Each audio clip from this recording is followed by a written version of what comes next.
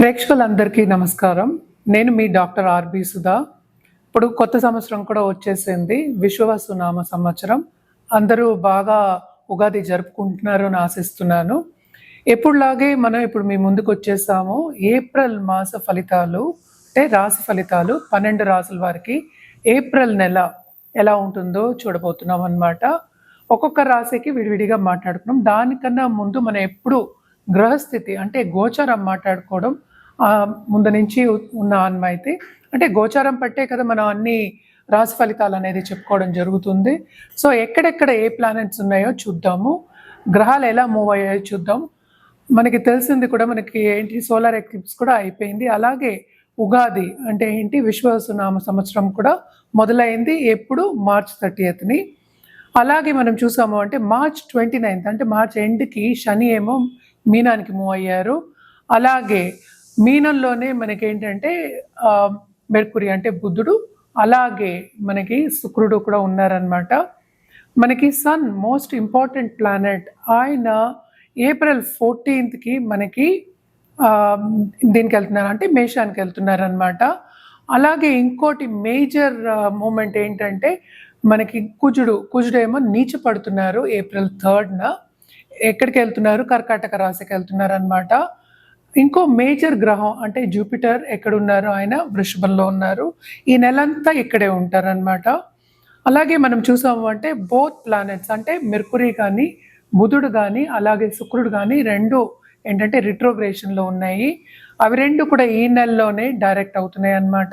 So మనం చూసాము అంటే మీనంలోనే ఈ రెండు కూడా ఉంటున్నాయి అన్నమాట ఈ నెలంతాను. అంటే ఎప్పుడు డైరెక్ట్ అవుతున్నాయో చూద్దాము. మనకి ఏమో మెర్కురీ ఏమో 7th ఏప్రిల్కి డైరెక్ట్ అవుతున్నారు. అలాగే శుక్రుడేమో 13th ఏప్రిల్కి డైరెక్ట్ అవుతున్నారు అనమాట. సో శుక్రుడేమో ఎగ్జాల్టేషన్ అంటే ఉచ్చ స్థితిలో ఉన్నారు. మెర్కురీ బుధుడేమో నీచ స్థితిలో ఉన్నారు అనమాట. మీనంలోనే ఉన్నారు. సన్ కూడా first half of this month మీనంలో ఉన్నారు. 14th మూవ్ అవుతున్నారు మనకి మేషానికి. అలాగే మనం ఏంటంటే రాహు కేతువులు ఎక్కడున్నారు? రాహు ఏమో మనకి మీనంలోనే ఉన్నారు. కేతు కూడా మనకి ఏంటంటే కన్యలోనే ఉన్నారనమాట. సో ఇది గ్రహస్థితి మనకి ఈ నెల అంతాను. సో మేలోనే మనకి రాహుకేతు మూమెంట్ కూడా ఉందన్నమాట. సో జనరల్గా ఎప్పుడు మనం చెప్పుకునేది ఏంటంటే ఏల్నాటి శని అనేది చాలామంది భయపడుతూ ఉంటారు. ఏల్నాటి శని ప్రభావం అనేది అందరికీ ఉంటుంది, కానీ వ్యక్తిగత జాతకం మీద ఆధారపడి ఉంటుందన్నమాట. ఏల్నాటి శనిలో సెటిల్ అయిన వాళ్ళు ఉన్నారు, బిజినెస్లో పైకొచ్చిన వాళ్ళు ఉన్నారు. అలాగే ఏంటంటే దాంపత్య జీవితంలో అనుకూల పరిస్థితి తెచ్చుకున్న వాళ్ళు బోళ్ళంత మంది ఉన్నారనమాట. అంటే ఏదైనా నేను అందుకనే ముందు నుంచి చెప్పేది వ్యక్తిగత జాతకం మీదే ఆధారపడి ఉంటుంది. మనం మాట్లాడుకునేదంటే జనరల్ అనమాట. ఎందుకంటే చాలామంది భయ ఆందోళన పడుతూ ఉంటారు. ఎవరో చెప్పేశారు అని కాకుండాను మీ వ్యక్తిగత జాతకం పరిశీలించుకుంటే పరిస్థితి గ్రహస్థితి ఎలా ఉందో చూసి అలాగే పీరియడ్ ఎలా ఉందో చూసి చెప్పడం అనేది జరుగుతుంది ప్రెడిక్షన్స్. సో దేనికి భయపడవలసిన అవసరం అంటూ ఏం లేదు. అన్నిటికీ మనం ఏంటంటే పరిహారం చేసుకోవడం, ఒకటి అవుతోంది అంటే పరిహారం చేయడం అనేది వెరీ ఇంపార్టెంట్. సో ఎవరెవరికి ఏలినాటి శని ఉందో మనం ఇప్పుడు చూద్దాము. మేషరాశి వాళ్ళకి ఏలినాటి శని అనేది స్టార్ట్ అయింది ఈ సంవత్సరంలో. అంటే మనం ఉగాది తర్వాత ఇప్పుడే మళ్ళీ కలుస్తున్నాం కనుక ఈ సంవత్సరం అది ఫస్ట్ నెల. అలాగే ఏంటంటే మనకి కుంభానికి లాస్ట్ ఘట్టం, అలాగే మీనానికి రెండో ఘట్టంలో ఉంది. మనం ఎప్పుడు జనరల్ పరిహారాలు మాట్లాడుకోవడం ఆన్మైతి. సో జనరల్గా ఎప్పుడైనా సరే పాజిటివ్ దిశగా వెళ్ళడం అనేది వెరీ వెరీ ఇంపార్టెంట్. అంటే ఏంటంటే ఎప్పుడైనా మనం చెప్పేది నెగటివ్లో పాజిటివ్ చూడాలి తప్పక అని చెప్తూ ఉంటాం. అంటే కష్టం అనేది అందరికీ ఉంటుంది, లైఫ్ అంటేనే ఎత్తు తగ్గులు. సో ఎప్పుడు కష్టం వచ్చింది అని కుంగిపోకుండా ముందుకు సాగడమే లైఫ్ అన్నమాట. సో దానికి పరిహారాలు అనేవి బాగా హెల్ప్ చేస్తాయి. సో జనరల్ పరిహారాలు ఎప్పటికైనా మనం చెప్పేది ఏంటంటే నవగ్రహ స్తోత్రాలు చదువుకోమంటాం. అలాగే నవగ్రహ జపం కానీ లేకపోతే హోమం కానీ చేయడం అనేది ఉత్తమం అన్నమాట. అది లేని పక్షాన్ని, ఎందుకంటే ఇప్పుడు మోస్ట్ ఇంపార్టెంట్ మళ్ళా మనకి రాహు మూమెంట్ కేతు మూమెంట్ మనకి మేలో జరగబోతోంది. కొంచెం డిఫికల్ట్ మూమెంట్. అదే ఏంటంటే మనకి కుంభానికి అలాగే ఏంటంటే సింహానికి వెళ్తున్నారు. కేతు సింహానికి, రాహు ఏమో కుంభానికి వస్తున్నారు. అలాగే ఏంటంటే జూపిటర్ మూమెంట్ కూడా ఉంది, అలాగే మార్స్ మూమెంట్ కూడా ఉన్నాయి అన్నమాట. సో మేజర్ మూమెంట్స్ కూడా ఉన్నాయి కనుక ఎప్పటికైనా నవగ్రహాలకి చేయమని మనం చెప్తాం. సన్ మనకి తెలుసు ఒక్కొక్క రాశికి 30 రోజులు ఉంటారనమాట ఒక్కొక్క రాశిలోను. అలాగే మనం చూసాము అంటే ఇప్పుడు బుధుడు అలాగే శుక్రుడు మూమెంట్స్ కూడా మనకి నెక్స్ట్ మంత్ ఉన్నాయి. సో మేజర్ గ్రహాలన్నీ మూవ్ అవుతున్నాయి కనుక తప్పక జనరల్గా నవగ్రహాలకి చేసుకోమని చెప్పడం అనేది జరుగుతోంది. ఏదైనా సరే మళ్ళా నేను చెప్తున్నాను, ఎందుకంటే వ్యక్తిగత జాతకం మీద ఆధారపడి ఉంటుందన్నమాట. అలాగే శక్తి పూజలు చేసే వాళ్ళకి కానీ, లేకపోతే నిత్య పూజలు చేసే వాళ్ళకి కానీ, లేకపోతే ఒక గురువుని ఆశ్రయించే వాళ్ళకి కానీ తప్పక పాజిటివ్ దిశగా నడవడం అనేది జరుగుతుందన్నమాట. ఇవన్నీ ఎందుకు చెప్తున్నాం అంటే మనం చెప్పేదంతా ఏంటి, మంచి మాటలు చెప్తున్నాం, మంచికి చెప్తున్నాం.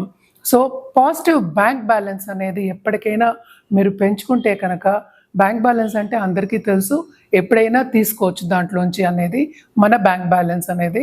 So positive bank balance grow చేసాము అంటే కనుక ఎప్పటికైనా నెగటివ్ అంటే కొన్ని కష్టాలు వచ్చినప్పటికి కూడా సమంగా అయిపోతుంది. అంటే పాజిటివిటీ అనేది మనకు కనిపిస్తుంది అండ్ ఈజీగా ఉంటుంది. అంటే లైఫ్ ఏంటంటే సుఖంగా గడుస్తుంది అనమాట.